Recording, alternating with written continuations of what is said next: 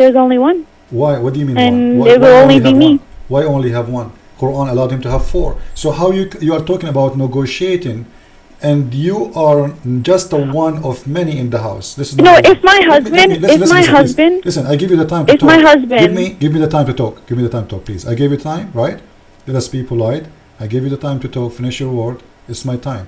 And you said that if the husband, he ordered you to do something wrong, you do not agree with him. Now, if you don't agree with him in something right, he can beat you. Now, if he don't agree with you in something right, which means he is the wrong one, can you beat him? If he is the wrong one? Yeah, can you beat him? The same he do to you if you are wrong?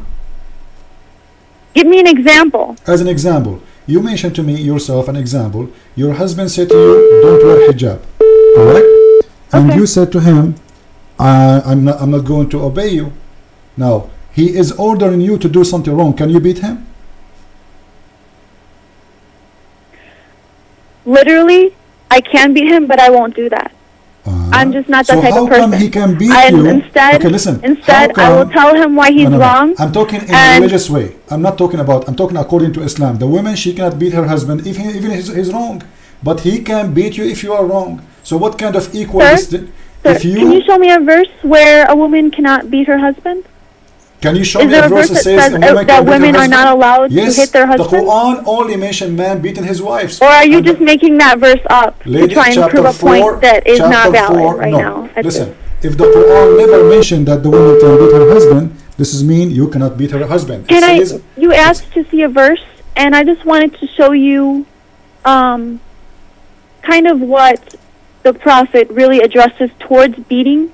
And I want you to see what I mean when I say that the beating is not to be vicious or severe or something that causes harm to the woman to the point where she cannot answer back to her husband, where she's weak. I want to show you something. Okay, go ahead. That addresses this issue that we're talking about, because you bring it up. You're not the first person, and I'm sure you're not the last, because I've been asked about many different types of verses in the Quran. But the thing is, people only look at one specific part of the Quran, and they focus on that, and they become negative towards it to the point where they are so close-minded they don't look to the bigger picture. And they think that if men don't beat their wives, they're not Muslims. But that is not true, because men can find ways where beating cannot occur, where beating should not occur. And if a Muslim man does not beat his wife, that does not make him a bad Muslim. It's the opposite, because it shows that they have a bond, that they communicate first before anything. Okay. And the man he beat his wife, he's a bad Muslim? I'm sorry? The man who beat his wife, he's a bad Muslim? If he beats her to the point where it's beyond the limits of what Islam allows, yes, then he is. Then he's not following Islam correctly, because he has to follow the rules. Because here's what I'm trying to say. You see, you're trying to hide the truth. If there are some Muslims, I'm sure there are. Maybe there are some Muslim men who say, okay, I'm going to beat my wife because the Quran says that, and they go too far, and they beat their wives, and she becomes extremely, bruised and hurt to the point where she's in the hospital. So bruises are not allowed in Islam? That is crossing the line. Bruises are not allowed? Bruises are not allowed? Sorry? Bruises in the body are not allowed in Islam? What is? Like a man, he can beat his wife until she have a bruises. This is not allowed? I'm saying if he goes too far with his limit, if he gets out of control, and where he's hitting her... What control mean? Where he's hitting her, but he does not understand why he's hitting her. He keeps on going. So if and he loses control of himself, and he keeps hitting her. Lady, I don't think people they will start beating a woman just for no reason. Simply, the Quran says the reason. She is not obeying him. Because the Quran says if she obey you, don't beat her. That's why I wanted to read you this, so you could see kind of what I'm trying to get at. Go ahead. I think you're just focusing on it so negatively. I don't... No problem. Go ahead. I just don't think... Okay. It says... this is by the Prophet Muhammad ﷺ. This is not Quran. And... This is Hadith. This is what he addressed this about hitting and beating. Okay, go ahead. And he addressed this issue. And this is probably more clear than the verses you're reading right now. No problem. It says... He said... He said, you have rights over your wives, and they have rights over you. You have the right that they should not defile your bed, and that they should not behave with open unseemliness.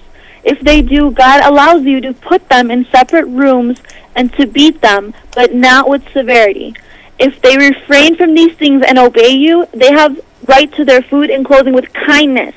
Lay injunctions on women kindly, for they are your wards, having no control of their persons. So he specifically and he repeatedly said kindly to the women. This indicates that the beating is not to be vicious or severe. What is the hadith in Arabic? And that women also have rights over their husbands, just as much as the husbands have rights over them. What is the hadith in Arabic? Can you say it to me in Arabic? In Arabic? Yeah. Of course. Okay. I would be happy to. Read it for me in Arabic. Okay. Please. Okay, I'm gonna look it up right now.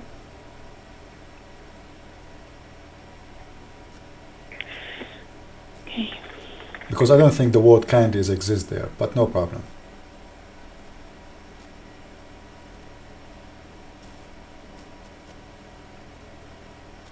Now, it might take you a while before you get it.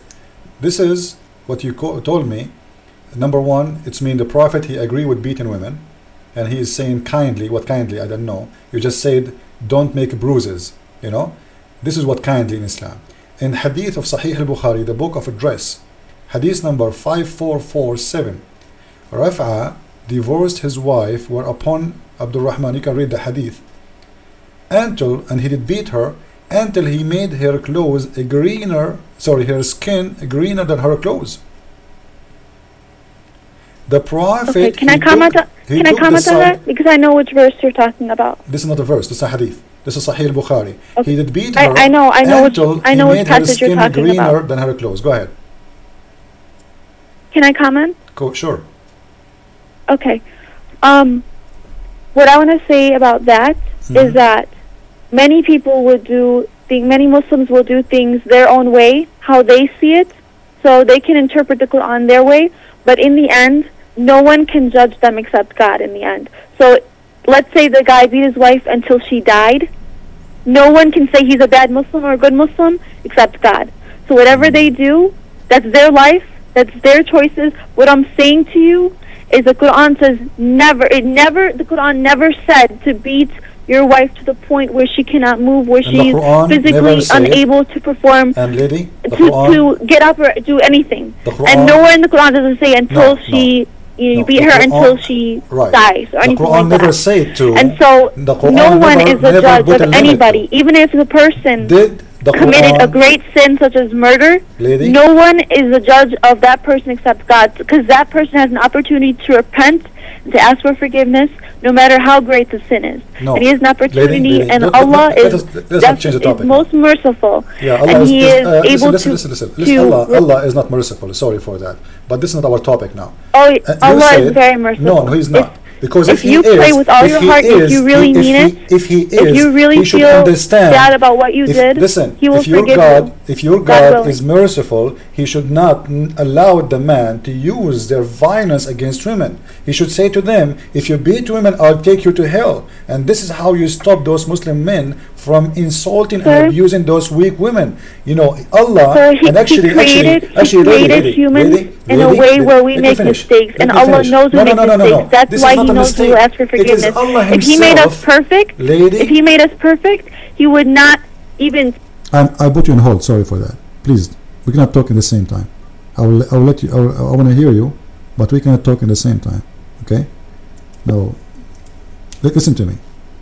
The hadith in Sahih al-Bukhari, and you are free to talk. I'm trying to have a conversation with you, and you're trying to. We cannot talk in the same time, correct? Do you agree?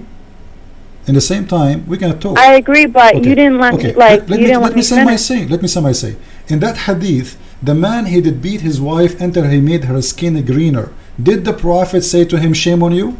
Did the Prophet say to him, I'm going to punish you? Did the Prophet say to him, don't ever beat her like this again? No, actually he took the side of the man and he told her that he is right and you deserve it.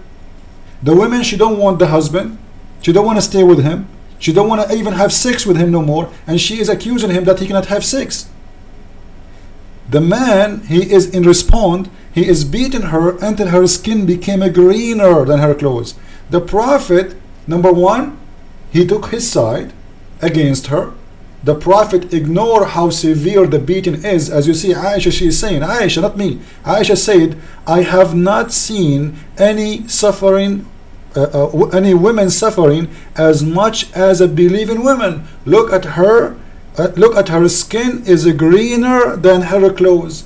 So the man that beat her until he made her skin greener than her clothes, what do you want more? Did the Prophet say why you did that? Nothing. Did he ask him don't do it again? Nothing. Simply what he did